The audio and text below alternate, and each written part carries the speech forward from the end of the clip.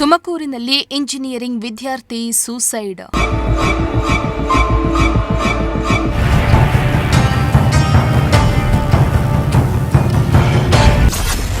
ಹಾಸ್ಟೆಲ್ನಲ್ಲಿ death note ಬರೆದಿಟ್ಟು ನೇಣಿಗೆ ಶರಣು.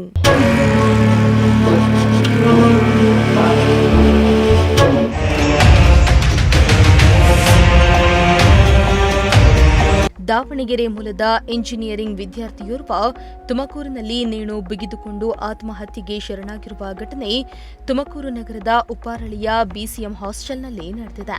SIT ಕಾಲೇಜಿನಲ್ಲಿ 3ನೇ ವರ್ಷದ ಇಂಜಿನಿಯರಿಂಗ್ ವ್ಯಾಸಂಗ ಮಾಡ್ತಾ ಇದ್ದ ದಾವಣಗೆರೆ ಜಿಲ್ಲೆಯ ದೊಣ್ಣೆಹಳ್ಳಿ ಮೂಲದ 25 ವರ್ಷದ ವೆಂಕಟೇಶ್ ಮೃತ ವಿದ್ಯಾರ್ಥಿಯಾಗಿದ್ದಾನೆ.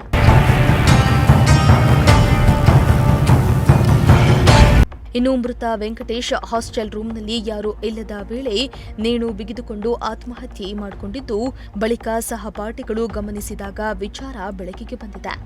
ಇನ್ನು ವೆಂಕಟೇಶ್ ಆತ್ಮಹತ್ಯೆಗೆ ನಿಖರ ಕಾರಣ ಏನು ಎಂಬುದು ಇನ್ನೂ ತಿಳಿದು ಬಂದಿಲ್ಲ.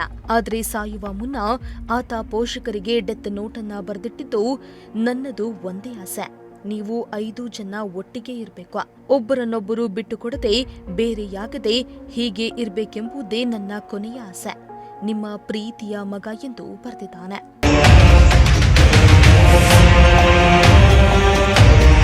ಇನ್ನು ಹಾಸ್ಟೆಲ್ನ ಅಡುಗೆ ಸಿಬ್ಬಂದಿ ಮಾತನಾಡಿ, ಬೆಳಗ್ಗೆ ವೆಂಕಟೇಶ್ ಸಹಜವಾಗಿಯೇ ಇದ್ರು. ಸ್ನೇಹಿತರನ್ನ ಕೂಡ ಅವರೇ ಬೈಕ್ನಲ್ಲಿ ಕರೆದುಕೊಂಡು ಹೋಗಿ ಕಾಲೇಜಿಗೆ ಬಿಟ್ಟು ಬಂದಿದ್ರು. ಬಳಿಕ ಹಾಸ್ಟೆಲ್ಗೆ ಮರಳಿದ ಅವರು ಈ ದುರ್ಘಟನೆಗೆ ಶರಣಾಗಿರುವುದು ಬೇಸರ ತಂದಿದೆ. ವೆಂಕಟೇಶ್ ಅತ್ಯಂತ ಒಳ್ಳೆಯ ಹಾಗೂ ಶಿಸ್ತಿನ ವಿದ್ಯಾರ್ಥಿ ಎಂದು ಕಣ್ಣೀರು ಹಾಕಿದ್ದಾರೆ. ಅವರು 11 ಗಂಟೆಗೆ ಚೆನ್ನಾಗಿದ್ದ, 10ವರೆಗೆ ಇಲ್ಲೇ ಓಡಾಡ್ತಿದ್ದ. ಫ್ರೆಂಡ್ಸನ್ನ ಕರ್ಕೊಂಡೋಗಿ ಗಾಡಿ ಒಳಗೆ ಕಾಲೇಜಿಗೂ ಬಿಟ್ಟು ಬಂದ, ಇಲ್ಲೇ ಓಡಾಡ್ಕೊಂಡಿದ್ದ. ನಮಗೆ ಏನು ಗೊತ್ತು, ಚೆನ್ನಾಗಿದ್ರು, ಯಾವುದು ಗಲಾಟೆ ಇಲ್ಲ, ಯಾವುದು ಸಮಸ್ಯೆ ಇರಲಿಲ್ಲ, ಚೆನ್ನಾಗೇ ಓಡಾಡ್ಕೊಂಡಿದ್ದ. ಆಮೇಲೆ ಯಾರೋ ಫ್ರೆಂಡು ಆ ರೂಮ್ಗೆ ಹೋಗಿ, ಅವನು ರೂಮು ಕೊಟ್ಟಿರೋದು ಕೆಳಗೆ, ಅವನು ಯಾರು ಇಲ್ದಾಗ ಹೋಗಿ ಮೇಲೆ ಆ ಥರ ಮಾಡ್ಕೊಂಡವನು. ಒಳ್ಳೆ ಹುಡುಗ ಸರ್, ಯಾವುದೇ ಥರ ಇದಿರಲಿಲ್ಲ, ಯಾವುದು ಹ್ಯಾಬಿಟ್ ಇರಲಿಲ್ಲ, ಒಳ್ಳೆ ಹುಡುಗ, ಯಾರ ತಟ್ಟಿಗೂ ಹೋಗ್ತಿರ್ಲಿಲ್ಲ, ಒಂದು ಗಲಾಟೆ ಇರಲಿಲ್ಲ. ಬಂದು ಉಂಡು ಊಟದಾಗ ಬರೋನು, ಊಟ ಮಾಡೋನು, ಹೋಗಿ ಓದ್ಕೊಂಡು ಹುಡುಗರ ಜೊತೆ ಚೆನ್ನಾಗೇ ಇದ್ದ. ಚೆನ್ನಾಗಿದ್ದ. ಬೆಳಗ್ಗೆ ತಿಂಡಿ ಬಂದಿದ್ದ, ಬಂದು ಹುಡುಗರನ್ನ ಗಾಡಿ ತಗೊಂಡು 2 ವೀಲರ್ ತಗೊಂಡು ಫ್ರೆಂಡ್ಸ್ನ ಕಾಲೇಜಿಗೆ ಬಿಟ್ಟು ಬಂದ. ನಿಮಗೆ ಯಾವಾಗ ಗೊತ್ತಾಯಿತು? ನಮಗೆ ಅದೇ 11 ಗಂಟೆ ಮೇಲೆ ಹುಡುಗ ಯಾರೋ ಫ್ರೆಂಡ್ಸು ಅದೇ ರೂಮನ್ನು ಒಳಗೆ ಹೋಗಕ್ಕೆ ಹೋಗ್ಯಾನೆ, ಡೋರ್ ಬಂದಿಲ್ಲ. ಕಿಟಕಿಯಾಗಿ ನೋಡಿದಾಗ ಅವಾಗ ಬಂದು ಕೂಕ್ಯಂಡ. ಅವಾಗ ನಾವೆಲ್ಲ ಹೋಗಿ ಎಲ್ಲರೂ ಕರೆಸಿ ಡೋರ್ನ ಹೊಡಾಕಿ, ಇನ್ನೂ ಒಂದು ಸ್ವಲ್ಪ ಬಿಸಿ ಮೈ ಇತ್ತು, ಏನೋ ಉಳಿತಾನೆ ಅಂತ ಅಷ್ಟ ಕರೆಸಿ ಆಸ್ಪತ್ರೆಗೆ ತಗೊಂಡೋಗಿ ಎಲ್ಲ ಸೇರಿಸಿದ್ವಿ. ಸೇರಿಸಿದ್ಮೇಲೆ ಅಷ್ಟೊತ್ತಿಗೆ ಸರ್ನೆಲ್ಲ ಫೋನ್ ಹಾಕಿ ಕರೆಸಿ ಎಲ್ಲ ಇದು ಮಾಡಿ ಬಂದ್ವಿ ಸರ್. ಒಳ್ಳೆ ಹುಡುಗನೇ ಸಹ ಅಂತ ಯಾವುದೇ ಥರವಾದ ತರಲೇ ಇರಲಿಲ್ಲ, ಬಿಟ್ಟಿರಲಿಲ್ಲ, ಇದುವರೆಗೆ ಯಾವುದೂ ಗಲಾಟೆನೂ ಇರಲಿಲ್ಲ ಅಂಥ ಹುಡುಗ. ನಮಗೆ ಆಶ್ಚರ್ಯ ಆಗ್ತದೆ ಏನು ಬರೋಣ ಇಲ್ಲೇನು ಕುಟುಂಬದ ಸಮಸ್ಯೆ ಎಲ್ಲ ಒಗ್ಗಟ್ಟಾಗಿರ್ರಿ, ನಮ್ಮ ಮನೆಯವರು ಏನೋ 5 ಜನ ಎಲ್ಲ ಒಗ್ಗಟ್ಟಾಗಿರ್ರಿ, ಒಂದೇ ತಾವಿರ್ರಿ ಅಂತ ಅಷ್ಟು ಬರ್ದವನಂತೆ ಸರ್. ಅಷ್ಟೇ ಸರ್. ಸಣ್ಣ ವಿಷಯಕ್ಕೂ ಮಕ್ಳಿಗೆ ಮಾಡ್ಕೊಂಡ್ರೆ ಬೇಜಾರಾಗಲ್ವ ಸರ್? ಬೇಜಾರಾಗ್ತದೆ ಸರ್. ಅದನ್ನು ಯಾವುದೇ ಸಮಸ್ಯೆ ಇದ್ರೂ ದೊಡ್ಡವ್ರನ್ನ ಕುಂಡಿಸ್ಕೊಂಡು ಮಾತಾಡಿ ಬಗೆಹರಿಸ್ಕೋಬೋದಾಯ್ತು. ಈ ಥರ ಸಾವುಗೆಲ್ಲ ಹೋಗ್ಬಾರ್ದಾಯ್ತು. ಹಾಂ ಸರಿ ಸರ್, ಓಕೆ ಸರ್. ನಟರಾಜು ಅಂತ, ಅಡುಗೆ ಸಿಬ್ಬಂದಿ. ಇನ್ನು ಹಾಸ್ಟೆಲ್ ವಾರ್ಡನ್ ಕೂಡ ಮಾತನಾಡಿ, ವಿದ್ಯಾರ್ಥಿಗಳು ಯಾವುದೇ ಸಮಸ್ಯೆ ಎದುರಾದರೂ ಅದನ್ನ ಮೊದಲು ತನ್ನ ಕುಟುಂಬದವರು, ಸ್ನೇಹಿತರು ಅಥವಾ ಶಿಕ್ಷಕರೊಂದಿಗೆ ಹಂಚಿಕೊಂಡು ಪರಿಹಾರವನ್ನ ಕಂಡುಕೊಳ್ಬೇಕು. ಅದನ್ನ ಬಿಟ್ಟು ಸಮಸ್ಯೆಗಳಿಗೆ ಆತ್ಮಹತ್ಯೆಯೇ ಪರಿಹಾರವಲ್ಲ ಎಂದು ಹೇಳಿದ್ದಾರೆ. ಸ್ಟೂಡೆಂಟ್ಸು ಹುಡುಗ ಅವನೇನು ಒಳ್ಳೆನೇ, ತುಂಬ ಆ ಥರ ರ್ಯಾಶ್ ಹುಡುಗನೆಲ್ಲ, ಗಲಾಟೆ ಹುಡುಗಲ್ಲ. ಓದೋ ರೀತಿಯಲ್ಲಿ ಆಗ್ಬೋದು, ಬೇರೆ ಯಾವುದೇ ಇದರಲ್ಲಾಗ್ಬೋದು ಆ್ಯಕ್ಟಿವ್ ಆಗಿದ್ದ. ಬಟ್ ಅವನು ಊರಿಗೆ ಹೋಗಿದ್ದ, ಒಂದು 15 ದಿವಸ ಎಕ್ಸಾಮ್ ಮುಗಿಸ್ಕೊಂಡು.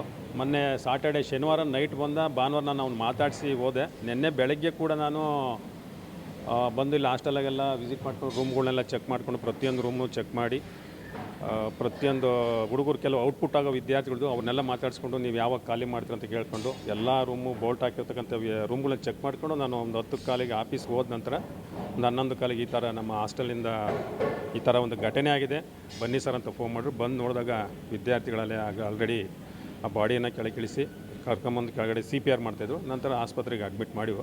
ಬಟ್ ಈ ರೀತಿ ಘಟನೆ ಆಗಬಾರ್ದು. ಮಕ್ಕಳು ಏನಾಯ್ತು ಅಂದರೆ ಇತ್ತೀಚೆಗೆ ಒಂದು ಮೊಬೈಲು ಗೀಳು ಜಾಸ್ತಿ ಆಗಿದೆ, ಒಂದು ಗೇಮಿಂಗ್ ಜಾಸ್ತಿ ಇದೆ, ಕ್ರಿಕೆಟ್ ಬೆಟ್ಟಿಂಗು, ಇದರಿಂದ ಅವರು ಯಾವ ರೀತಿ ಪ್ರಾಬ್ಲಮ್ ಮಾಡ್ಕೊಂತ ಒಂದು ತಮ್ಮ ಭವಿಷ್ಯನೇ ಹಾಳು ಮಾಡ್ಕೊತಾ ಇದ್ದಾರೆ. ಆ ರೀತಿ ಫ್ಯಾಮಿಲಿ ಪ್ರಾಬ್ಲಮ್ ಅಂತೇಳಿ ಒಂದು ಡೆತ್ ನೋಟಾಗೆ ಬರ್ದಿಕ್ಕೆ ಹೋಗಿದ್ದಾನೆ. ಅದು ಯಾವ ರೀತಿ ನಮಗೂ ಗೊತ್ತಿಲ್ಲ. ಒಟ್ಟಾಗಿ ಅದು ಫೋಟೋನ ನಮ್ಮ ಸ್ಟೂಡೆಂಟ್ಸೇ ನನಗೆ ವಾಟ್ಸಪ್ ಮಾಡಿರು. ಬಟ್ ಹುಡುಗರು ಯಾರು ವಿದ್ಯಾರ್ಥಿಗಳು ಈ ರೀತಿ ಮಾಡ್ಕೋಬಾರ್ದು.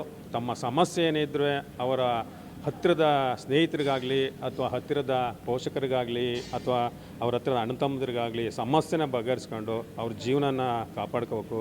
ಯಾಕೆಂದರೆ ಇಲ್ಲಿ ಅವ್ರ ತಂದೆ ತಾಯಿ ಒಂದು ಇಂಜಿನಿಯರಿಂಗ್ ಮಾಡೋಕ್ಕೆ ಕಳಿಸಿರ್ತಾರೆ. ಒಂದು 4 ವರ್ಷದ ಕೋರ್ಸ್ ಇರುತ್ತೆ. ಸದ್ಯದಲ್ಲಿ ಅವನಿಗೊಂದು 2 ತಿಂಗಳಲ್ಲಿ ಅವನು ಪ್ಲೇಸ್ಮೆಂಟ್ ಆಗೋ ಒಂದು ಅವಕಾಶ ಇತ್ತು. ಯಾರೂ ಮಕ್ಕಳು ದುಡುಕಬಾರ್ದು, ಯಾವುದೇ ಈ ರೀತಿ ಘಟನೆಗೆ ಅವಕಾಶ ಮಾಡಿಕೊಡ್ಬಾರ್ದು. ಒಳ್ಳೆಯ ನಿರ್ಧಾರನ ತೆಗೆದುಕೋಬೇಕು, ಭವಿಷ್ಯನ ರೂಪಿಸ್ಕೋಬೇಕು, ತಂದೆ ತಾಯಿಗೆ ಒಳ್ಳೆಯ ಹೆಸರು ತರಬೇಕು ಅಂತ ಹೇಳ್ತೀವಿ ಸರ್. ಸದ್ಯ ಮೃತ ದೇಹವನ್ನ ಮರಣೋತ್ತರ ಪರೀಕ್ಷೆಗಾಗಿ ತುಮಕೂರು ಜಿಲ್ಲಾಸ್ಪತ್ರೆಗೆ ರವಾನಿಸಲಾಗಿದೆ. ಈ ಸಂಬಂಧ ಜಯನಗರ ಪೊಲೀಸ್ ಠಾಣೆಯಲ್ಲಿ ಪ್ರಕರಣ ದಾಖಲಾಗಿದ್ದು, ಆತ್ಮಹತ್ಯೆಗೆ ಕಾರಣವೇನು ಎಂಬುದರ ಕುರಿತು ಪೊಲೀಸರು ತನಿಖೆಯನ್ನ ಮುಂದುವರೆಸಿದ್ದಾರೆ. ಇನ್ನು ಚೆನ್ನಾಗಿ ಓದಿ ಸಾಧನೆ ಮಾಡುವ ವಯಸ್ಸಿನಲ್ಲಿಯೇ ವೆಂಕಟೇಶ್ ಸಾವನ್ನಪ್ಪಿರುವುದು ಕುಟುಂಬಸ್ಥರು, ಸ್ನೇಹಿತರ ದುಃಖಕ್ಕೆ ಕಾರಣವಾಗಿದೆ. ಕ್ಯಾಮರಾ ಪರ್ಸನ್ ರಾಕೇಶ್ ಜೊತೆ ದೀಪಕ್ ಕೆಂಕೆರೆ, ಪ್ರಜಾಶಕ್ತಿ ಟಿವಿ, ತುಮಕೂರು.